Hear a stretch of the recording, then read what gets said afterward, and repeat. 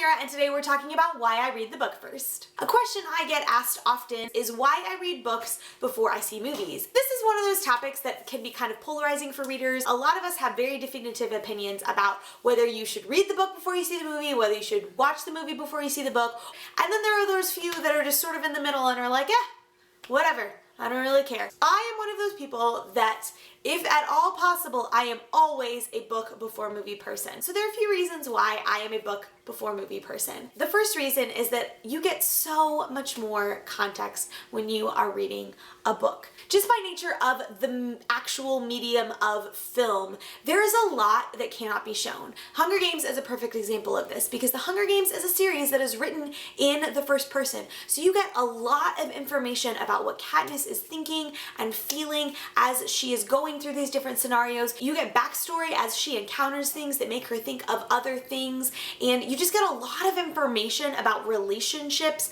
with Haymitch and with Peeta and with Gale and all these other characters that you simply cannot show in the same way in a film unless you just want to have a narrator talking through the entire film. And because I'm a person that loves to know as much as possible about characters and worlds and backstories and things like that, I much prefer to read a book and experience all of those things on my own before I see the film adaptation. The second reason that I am a book before movie person is because of the interpretation of the characters. One of the things I've always loved about books is their ability to activate the imagination. When you are reading a book and you're reading about places and characters and things, at least I have always pictured those in my head. They have certain inflections and physical mannerisms and all sorts of things that are all my own experience and my own creation and my own interpretation of the story and the characters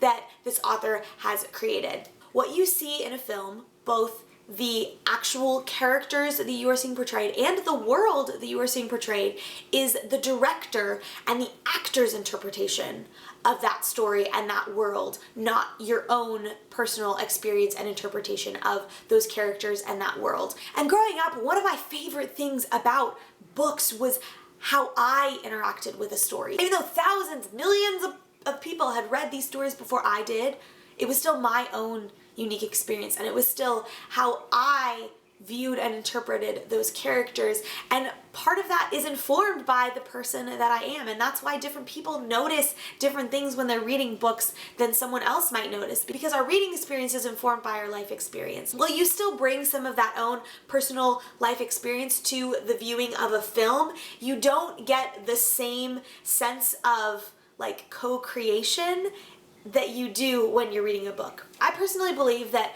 a writer has done their job if they have given you enough information that you don't have questions, but they don't give you so much information that you don't get to build on what they've set forth for you in the story. And that's not something you're able to do when you watch a film. The world has already been created for you. The inflection of how a character says a particular phrase, or the way that they respond to someone else, or the look on their face, or the physical mannerisms and tics that they have, that's all been decided for you already by the actors and by the director. That's always been one of my absolute favorite experiences about reading, is that co-creation aspect that comes with it, and that just goes away when you watch a film. So the third reason I'm a book before movie person is because when you read a book, you are experiencing the story exactly as the author intended, and that is very often not the case when you watch a film. Obviously, because of the different mediums, things have to be changed when a book is adapted to a film. Characters have to be cut out, scenes have to be shortened, you have to change certain situations, sometimes cut out entire side subplot lines that don't really move the general arc of the story forward, because, especially for longer books, like, you can't fit a 500 to 700 page book in a 2 to 2.5 hour movie. It just doesn't work. But when that happens, so often I feel that the integrity of the story gets compromised. There have been very few situations where I have watched particularly longer books adapted to film where I haven't felt like they just totally screwed up some really important element of the story. I really think people should read books before they see movies, because you actually get to experience all of the tension and all of the climax and all of the wonderful, incredible characters and subplots and all sorts of things that you lose when you see a movie before you read a book. And it's very disappointing and sad, and I'm just not a fan. So there you have it, friends. Those are a few of the reasons why I read books before I see movies. I would love to hear your thoughts on this topic. Are you a staunch book before movie person? Are you a staunch movie before book person? Or are you one of those middle of the road people that just doesn't really care and will go see the movie or read the book or whatever, and it's not a huge deal? Thank you so much for watching. I hope you enjoyed this video, and I will see you next time. Bye! It's this huge, wonderful, incredible moment, and they totally screwed it up in the movie.